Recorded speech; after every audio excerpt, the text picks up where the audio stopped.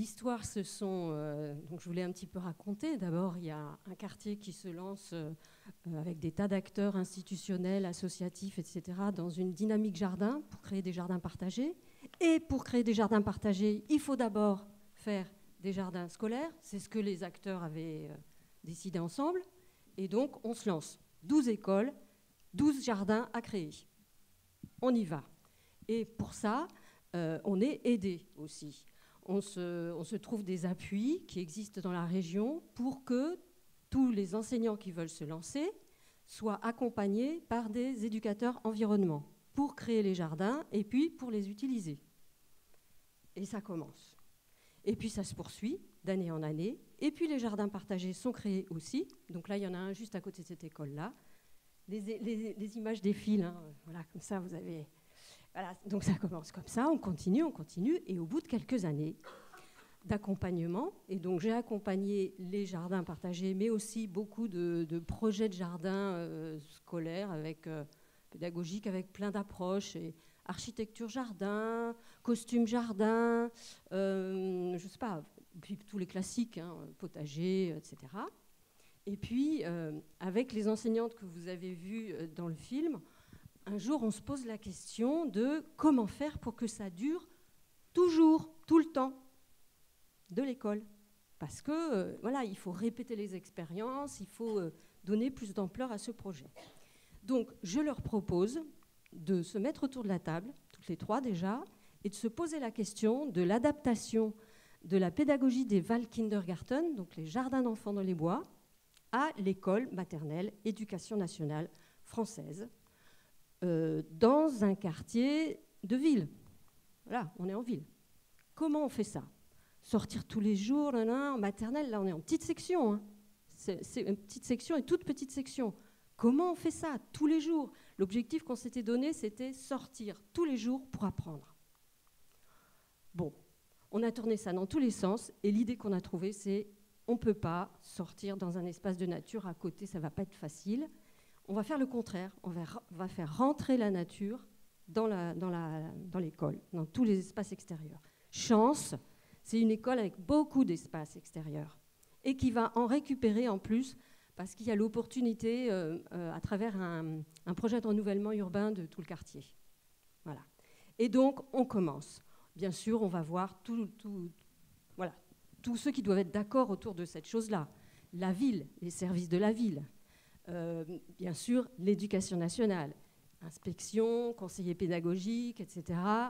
On met tout le monde autour de la table et puis on commence par un premier projet pilote sur un premier petit espace avec très peu de financement, mais voilà, on s'est dit on y va, on commence. Et donc, ce que je veux vous dire là, c'est que c'est un travail aussi de partenariat. On a mis tout le monde autour de la table et on a essayé d'avoir l'adhésion du plus grand nombre de personnes, et notamment des personnes les plus importantes, et notamment les personnes d'entretien et de nettoyage, y compris les personnes qui le font. Comment on fait? D'où l'obligation de faire des espaces de décrottage. Moi, j'appelle ça des espaces, on a tout de suite appelé ça des espaces de décrottage. Mais où est-ce qu'on fait ça? Alors, on peut le faire dehors, on peut le faire dedans, mais il faut que ça soit discuté avec les gens qui vont le faire. Et puis après, avec leur chef, et puis après, voilà, de plus en plus. Et bien sûr, les élus, parce que s'il n'y a pas de décision politique, et là, ce que je trouve super à Paris, c'est qu'il y a des décisions politiques. Alors, allons-y. C'est formidable. Donc, décisions politiques, on travaille avec toutes les parties prenantes et on avance.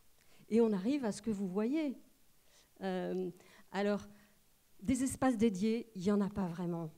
Ce sont des espaces polyvalents. Ce sont des espaces où on peut faire plein de choses. On peut apprendre d'une manière classique en temps d'enseignement, mais on peut apprendre par soi-même. Et d'ailleurs, les pratiques pédagogiques des enseignants, et c'était un des aspects du projet, ont été bouleversées aussi. Elles étaient des guides et elles sont devenues plus elles accompagnent les élans d'apprentissage des enfants. Quand il y a un milieu riche, les enfants vont vers les apprentissages et les éducateurs enseignants, ils peuvent Ils peuvent suivre et puis après, de temps en temps, proposer quelque chose pour aller plus loin, puis pour vérifier ce qui est bien acquis. Mais voilà, et je pense que ça peut se faire en maternelle, mais à tous les niveaux aussi. Voilà, un peu d'imagination, apprendre ce que c'est que les pédagogies de projet. Voilà, je pense qu'on peut arriver à beaucoup de choses. Et un autre aspect du projet, c'est qu'on s'est vraiment inspiré de la nature. On a observé ce qu'était la nature, ce qu'étaient les enfants dans la nature, et puis on a essayé de le reproduire. Sans s'empêcher les couleurs, sans s'empêcher les caisses en plastique si on en a envie, et les brouettes. Oh là là, le permis de brouette, après, c'est génial, quoi. On passe le permis de brouette à l'école. Voilà. Et on cherche qu'est-ce qu'on peut faire en éducation physique.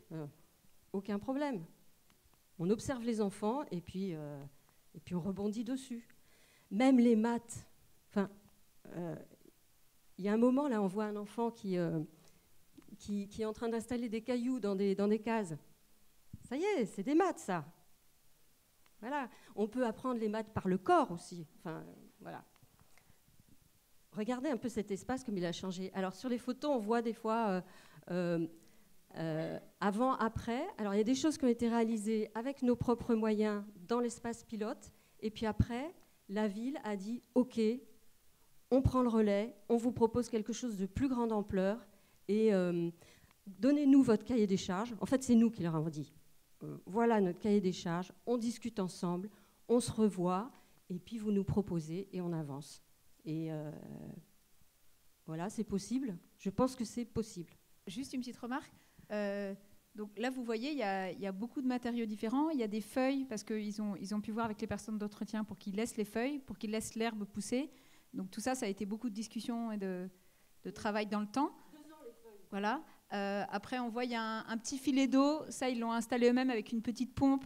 Donc il y a un accès à l'eau pour les enfants. Il y a une petite mare aussi sèche. Il y a plein de choses qui ont été faites au fur et à mesure.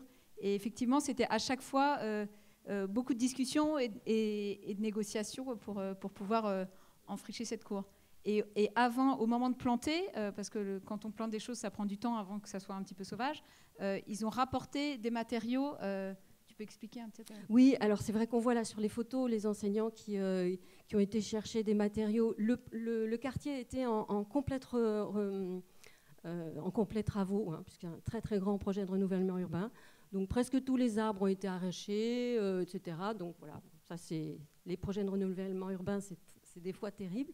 Mais en même temps, pour nous, c'était des potentialités pour aller récupérer les plantes qui, de toute façon, allaient être jetées, les tas de sable qui restaient après les travaux, le tas de terre parce que ça allait être déblayé. Alors on allait voir les ouvriers ou les chefs de projet, etc. Et on disait, on peut le récupérer ? Mais oui, allez hop, et on y allait, on avait des brouettes et des bras. Et ça, c'est la première étape du projet. Et ensuite, les services ont vraiment joué le jeu, quoi. Je ne peux que dire bravo.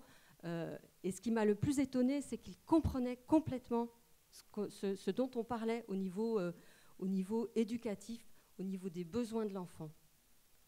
Ah, vous voudriez que les enfants puissent escalader, avoir des reliefs ? Ah bah oui, je comprends bien. Mais vous êtes sûr ? Vous êtes sûr qu'il ne va pas y avoir après du retour en arrière, etc. Vous êtes sûr ? Et finalement, ça existe. Alors, ça s'aménage, hein, ça s'aménage. Est-ce qu'on y va en temps de récréation ? Est-ce qu'on y va aussi, enfin, on y va en temps scolaire, est-ce qu'on y va aussi en temps de récréation ? Selon les années, ça a fluctué.